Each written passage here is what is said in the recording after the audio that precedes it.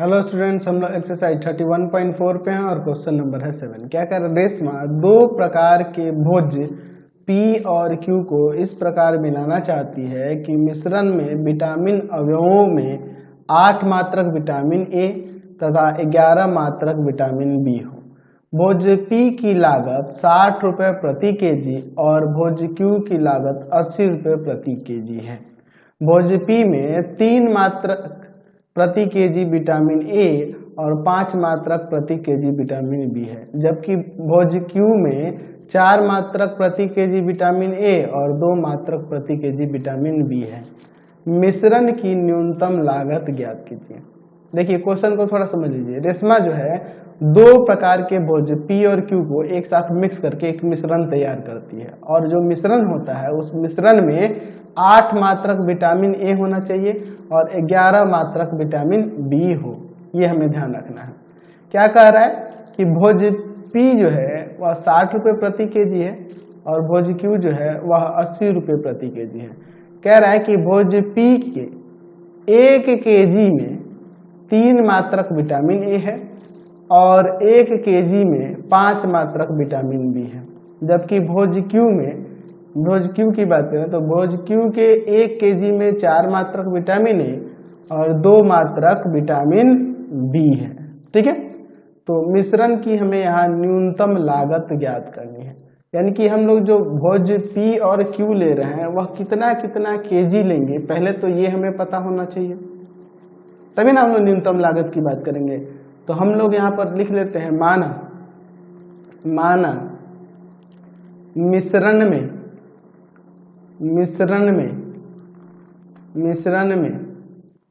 भोज्य P x KG तथा भोज्य क्यू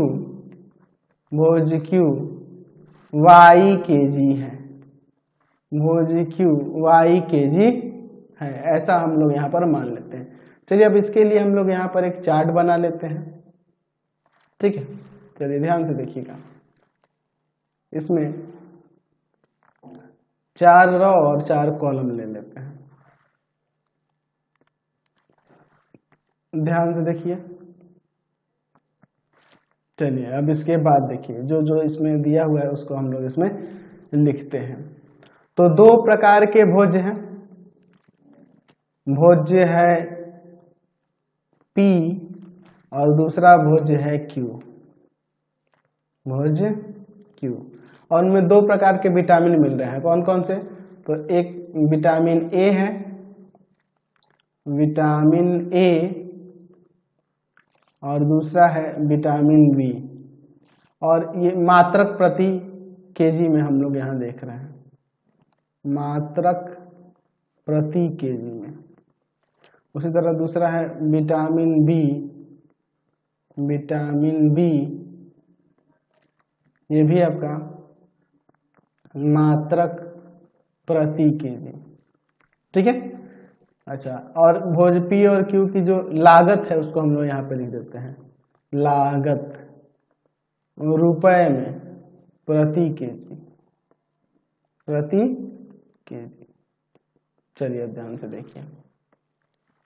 भोज्य पी जो है, भोज्य पी की बात करें तो भोज्य पी में 3 मात्रक विटामिन ए प्रति केजी में और 5 मात्रक विटामिन बी प्रति केजी में, और भोज्य क्यू में 4 मात्रक विटामिन ए प्रति केजी और 2 मात्रक विटामिन बी प्रति केजी। और आवश्यकता हमें कितनी की है ना, मिश्रण में आवश्यकता कितनी है? 8 मात्रक विटामिन ए और 11 मात्रक विटामिन बी। इससे अधिक भी हो सकता है, तो आवश्यकता यहाँ लिख देते हैं, आवश्यकता। हम देख रहे हैं ना मिश्रण में जो आवश्यकता है, यहाँ पे देख लीजिए क्वेश्चन में कह रहे हैं ना कि मिश्रण में विटामिन अवयव के 8 मात्रक विटामिन ए और 11 मात्रक विटामिन बी हो। चलिए तो यहाँ पे हम लोग आवश्यकता लिख देते हैं। कितने की आवश्यकता है? तो 8 मात्रक विटामिन ए इन दोनों के मिश्रण में और 11 मात्रक विटामिन बी की आवश्यकता है। लागत है कितनी है? तो भोज्य पी के लिए 60 रुपये प्रति केजी और भोज क्यू की लागत जो है 80 रुपये प्रति केजी है। अब चलिए इसके बाद हम लोग आगे देखते हैं। हमें न्यूनतम निकालना है तो हमें मिनिमम निकालना है। Minimum of Z equal to क्या लेंगे, तो x केजी है आपका भोज पी और 1 केजी का प्राइस है 60 रुपये, तो 60x हो जाएगा और प्लस y केजी है भोज क्यू और इसकी 1 केजी की लागत है 80 रुपये, तो 80y हो जाएगा। तो ये टोटल लागत जो हो रहा है वह हो गया। चलिए इन विटामिन ए और विटामिन बी से हम लोग और समीकरण तैयार करेंगे। देखिए तो हो जाएगा, यहाँ पे देख लीजिए, हम लोग देख रहे हैं कि भोज पी x केजी है और 1 केजी में 3 मात्रक विटामिन ए है, तो 3x मात्रक विटामिन ए हो जाएगा x केजी में, है ना। और विटामिन ए की बात करें भोज क्यू में, तो वह भोज क्यू जो है आपका y केजी है और 1 केजी में 4 मात्रक है, तो ये 4y हो जाएगा। और कम से कम विटामिन की आवश्यकता है दोनों के मिश्रण में, विटामिन ए की आवश्यकता कितनी है, 8 मात्रक है, तो कम से कम 8 से अधिक भी यहाँ पर हो सकता है। चलिए अच्छा, उसके बाद देखते हैं यहाँ के लिए। उसी तरह देखिए विटामिन बी के लिए, तो भोज पी में विटामिन बी की बात करें तो 1 केजी में 5 मात्रक है, तो x केजी में 5x हो जाएगा। और भोज क्यू में विटामिन बी 2 मात्रक है प्रति केजी और y केजी है ये, तो यहाँ पे ये हो जाएगा 2y is greater than equal to 11। तो ये हमें 2 समीकरण यहाँ पर मिल गई। अच्छा, इसके बाद हम लोग क्या करेंगे, तो x is greater than equal to 0 and y is greater than equal to 0, क्योंकि जो भोज हम लोग ले रहे हैं उन माइनस में तो नहीं होंगे ना, या 0 केजी है 0 केजी से अधिक होगा। चलिए अब इसका ग्राफ आगे हम लोग देखते हैं। तो लिखेंगे दिए गए रैखिक असमीकाओं को रैखिक समीकरणों में बदलने पर क्या हो जाएगा, देखिए तो हो जाएगा यहाँ पर 3x प्लस का 4y इक्वल टू में 8 और दूसरा हो जाएगा 5x प्लस का 2y इक्वल टू में 11, ये ना हो जाएगा। चलिए अब यहाँ पे इसके लिए हम लोग यहाँ 2 चार्ट बना लेते हैं ताकि हम लोग इसका ग्राफ खींच सके। 2 सॉल्यूशन निकालेंगे दोनों के और उसके बाद इसका हम लोग ग्राफ खींचेंगे। ध्यान से देखिएगा, यहाँ पर अब इसके 2 सॉल्यूशन निकाल लेते हैं। x का यहाँ पे 0 रख दोगे तो ये जाएगा डिवाइड में, y का 2 आ जाएगा। y का 0 रखेंगे तो 8/3 आ जाएगा, 8/3, यानी पॉइंट में अगर करना चाहेंगे तो 3 दूना 6, 2 यहाँ पर 6 आ जाएगा, 2.67 या 2.6 भी लिख सकते हैं, कोई दिक्कत नहीं है यहाँ पर, ठीक है। चलिए फिर यहाँ पे लेते हैं x का मान यहाँ 0 रख देंगे तो y का आ जाएगा 11/2 यानी कि 5.5, y का 0 रख देंगे तो x का आ जाएगा 11/5, तो 11/5 यानी दशमलव में करेंगे तो 2 में यहाँ पर 2 हो जाएगा, ठीक है। चलिए अब इसके बाद हम लोग देखते हैं, ठीक है।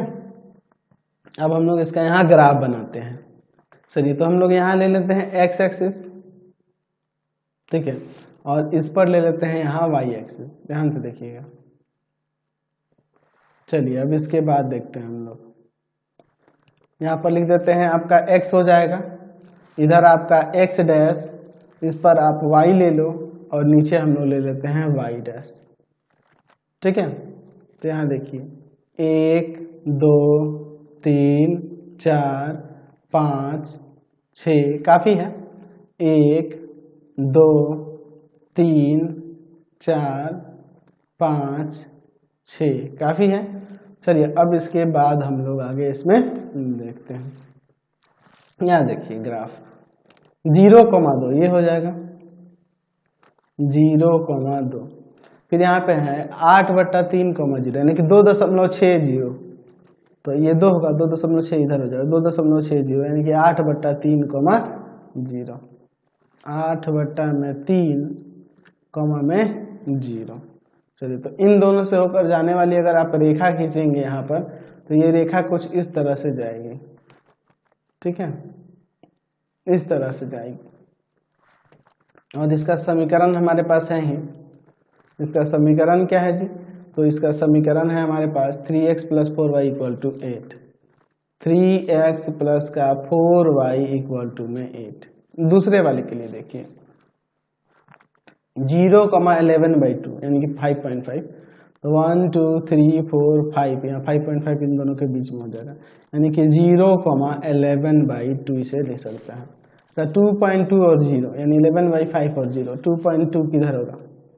तो 2.2 इधर हो जाएगा, तो यहाँ लिख सकते हैं आपका 11/5 कॉमा में 0। तो इन दोनों से होकर जाने वाली अगर हम लोग रेखा खींचेंगे तो ये कुछ इस तरह से आएगी,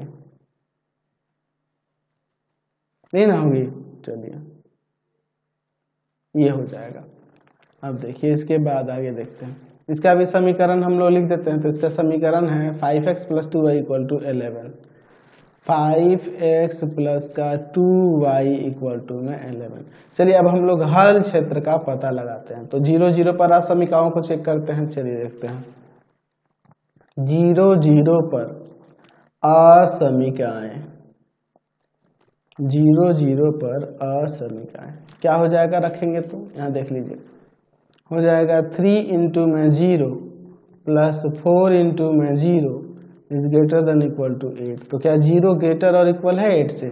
नहीं है, ये आपका असत्य है, ये आपका असत्य है। दूसरा, फिर दूसरे वाले में रखते हैं 5 × में 0 प्लस 2 × में 0 is greater than equal to 11। तो यहाँ देखिए, यहाँ पे क्या हो जाएगा? तो 0 इज ग्रेटर देन और इक्वल टू 11, ये भी आपका असत्य है। तो दोनों असत्य हो रहा है, तो हल क्षेत्र किधर की तरफ होगा? ये आपका हल क्षेत्र, ये अपोजिट में ये वाला हल क्षेत्र होगा। तो हल क्षेत्र एक बहुभुज नहीं है। अच्छा, इसके कोणीय बिंदु की बात करेंगे तो कोणीय बिंदु देखो, एक ये हो जाएगा 8/3, 0। दूसरा ये हो जाएगा, तो इसको ए नाम देते हैं, इसका बी नाम देते हैं। तो ये प्रतिच्छेद बिंदु अभी हम लोग निकालेंगे, और एक ये हो जाएगा सी, ठीक है। तो इस बी का वैल्यू निकालने के लिए हम लोग इन दोनों समीकरणों को सॉल्व कर देंगे। तो देखिए क्या क्या है, 3x + 2y = 11 है, तो इसमें 2 से गुना करो तो हो जाएगा 10x प्लस का 4y और इक्वल टू में 22। 2 से गुना कर दिए, और यहाँ पे ये है आपका 3x प्लस का 4y इक्वल टू में 8। यहाँ साइन चेंज करते हैं, ये कट जाएगा, यहाँ पे आ जाएगा 7x, और इधर आप 8 घटा लोगे तो 14 हो जाएगा। इसको ले जाएंगे भाग में, तो x का मान कितना आ जाएगा? 2 आ जाएगा।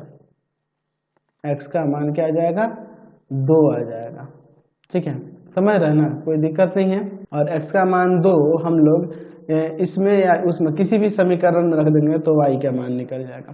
तो देखो x का मान 2 आप किस में रख दोगे? इसी वाले में रख दो। तो 3 × में 2 प्लस का 4y इक्वल टू में 8। तो ये 3 दूना 6 हो जाएगा, 6 जाके उधर घटेगा तो 4y बराबर में 2, यानी y बराबर में 1/2, लेकिन 2,1/2 हो गया, 2,1/2 हो गया। तो अब इसके बाद देखिए, तो यहाँ पे लिख सकते हैं कि हल क्षेत्र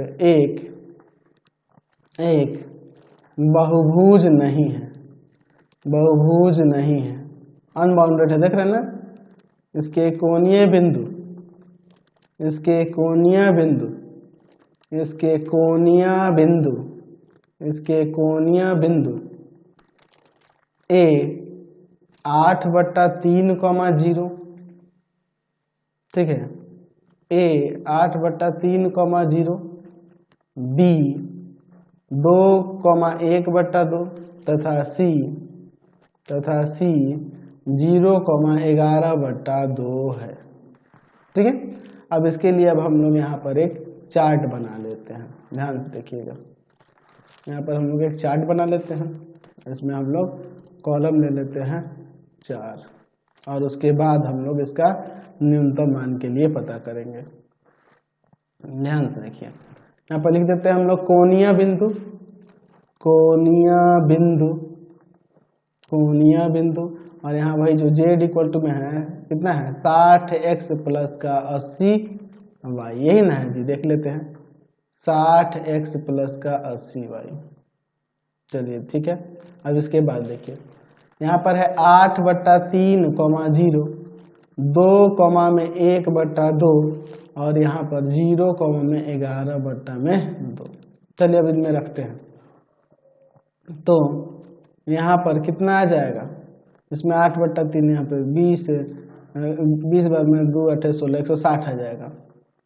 इसको रखेंगे तो 120 और प्लस का 40, ये भी आपका 160 हो जाएगा। इसमें रखेंगे तो ये 2 से कट जाएगा 40 गुना करेगा आपका 11 में तो आपका आ जाएगा 440। तो न्यूनतम मान यहाँ हो रहा है 160, मिनिमम यहीं पे हो रहा है ना जी, मिनिमम हो रहा है इन दोनों पे मिनिमम हो रहा है, ठीक है। और देख रहे हैं कि हल क्षेत्र जो है ना एक बहुभुज के रूप में नहीं है, ये अनबाउंडेड है, तो ये न्यूनतम मान हो भी सकता है और नहीं भी हो सकता है। तो यहाँ पे लिख सकते हैं कि 160 न्यूनतम मान हो भी सकता है और नहीं भी। अब इसका जांच कैसे करेंगे, अच्छा ये क्यों नहीं हो सकता ये तो हमने लिखना भूल ही गए थे। यहाँ पे लिख सकते हैं कि हल क्षेत्र एक बहुभुज नहीं है, इसलिए 160 न्यूनतम मान हो भी सकता है और नहीं भी हो सकता है, ठीक है। चलिए तो अब इसका जांच कैसे करेंगे, तो जो हमारे पास ये जो दिया हुआ है 60x प्लस का 80y, इसी को लेंगे और लेस देन 160 कर देंगे। अब इसमें से 20 कॉमन कर लेते हैं और उधर ले जाते हैं भाग में, तो यहाँ से आपका कितना हो जाएगा 3x प्लस का 4y इज लेस देन, यहाँ 20 से भाग करेंगे तो 8 हो जाएगा ना जी, 8 हो जाएगा, ठीक है। समझ रहे ना बात को।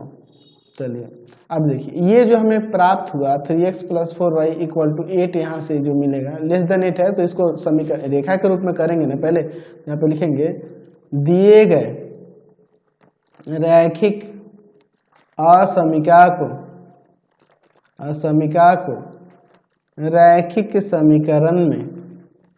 समीकरण में बदलने पर, तो जब ये इसे बदलेंगे तो यहाँ पर हो जाएगा 3x plus 4y equal to 8, और इसका आलेख हम लोग पहले ही खींच चुके हैं 3x plus 4y equal to में 8 के लिए। ये रहा ना, तो हल क्षेत्र में ये नहीं आ रहा है, तो यहाँ पे हम लोग पहले इसका आलेख खींच चुके हैं। तो यहाँ पे लिख सकते हैं कि 3x plus 4y equal to 8 का आलेख आप चाहो तो इसको दिखा भी सकते हो ऊपर से, उसी रेखा के ऊपर ऐसे ही अलग से एक और रेखा देखे, लेकिन ध्यान रखना कि ये रेखा हम लोग डॉटेड रखेंगे, ठीक है। ये ध्यान रखना, ये जो रेखा इस पे हम लोग दिखाएंगे ये डॉटेड होना चाहिए, ठीक है, इस तरह से।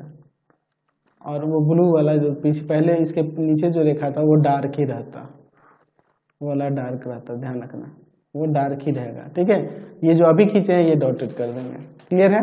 तो अब यहाँ पे लिख सकते हैं आगे कि 3x plus 4y equal to 8 का आलेख हल क्षेत्र